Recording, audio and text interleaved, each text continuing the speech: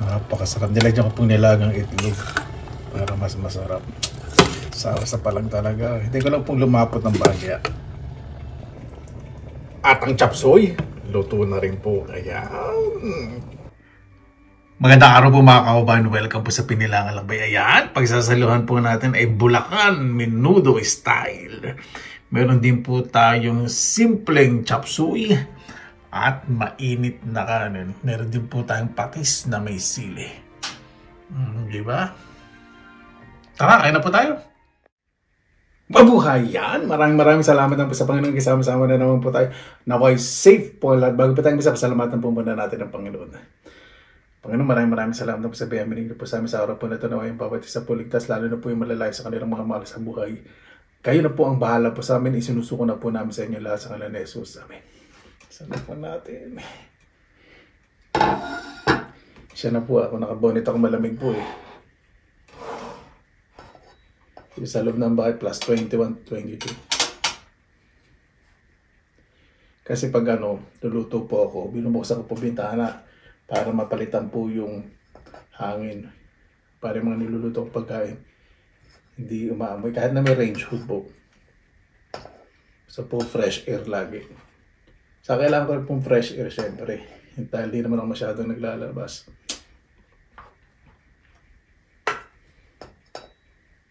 Basmati rice po, ganda na pag-aasay ko ngayon, buhagag.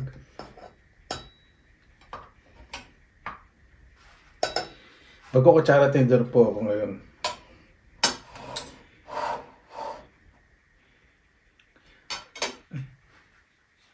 Ito yung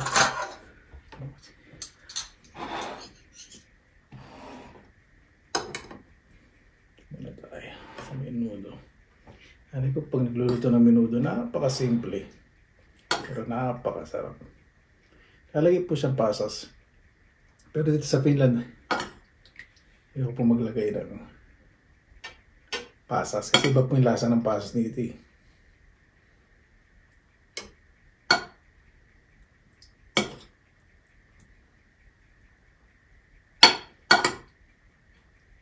May itlog po itong menudo.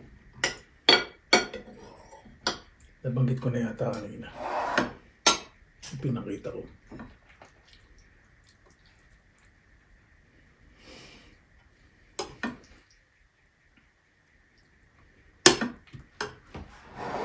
Patis na may sili.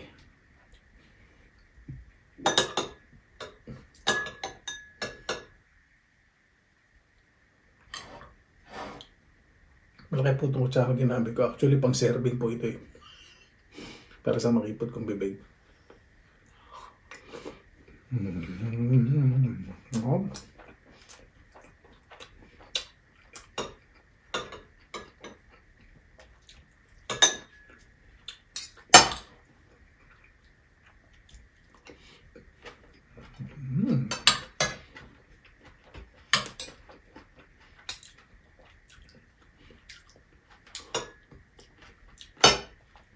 Yung chop suey na luto ko, Pinoy style. Hindi siya half cook, masarap.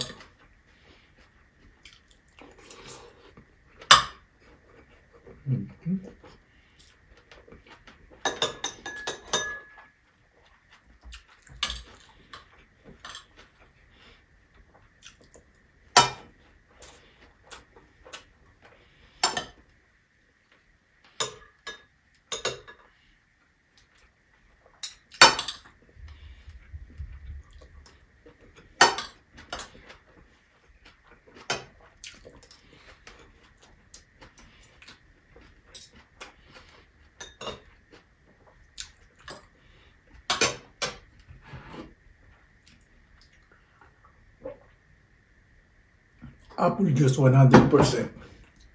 Sarap.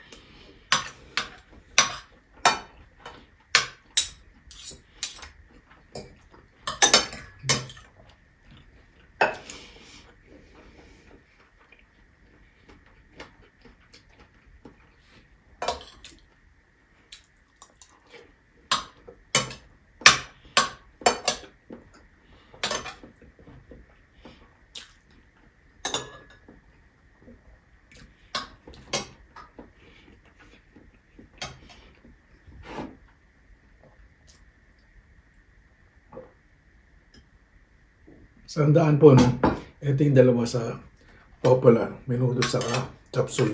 Pagdating sa gulay, chop suey. Pagdating sa karne, menudo.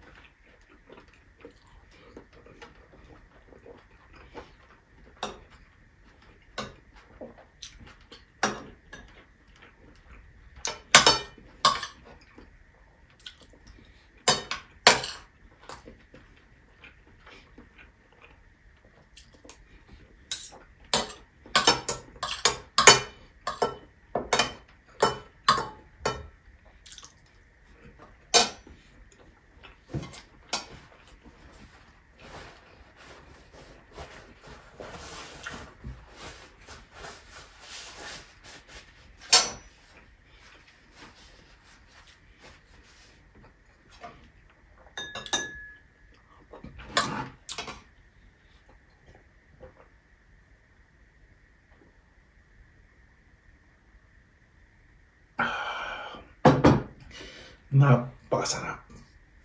Paano po, bago tayo magtapos, pasalamatan po muna natin ang Panginoon. Panginoon, maraming salamat po sa bayang po sa amin sa araw na ito. Naway ang bawat isa po ligtas. Naway umiral po ang pagpapakumbaba. Mas mahalin po ang pamilya. Iwasan na po ang galit sa puso. Napakasarap pong kumilos na wala pong mabigat na dinadala. Kaya na po ang bahala po sa amin. Sinusuko na po namin sa inyo lahat sa kanya Jesus. Sabi niya. Paano po? Maraming salamat po sa inyong oras na sa Pinilangan Lakbay. Basta lagi po tayong positive vibes, good vibes. God bless. Ingat po lagi mga araw. Laban lang!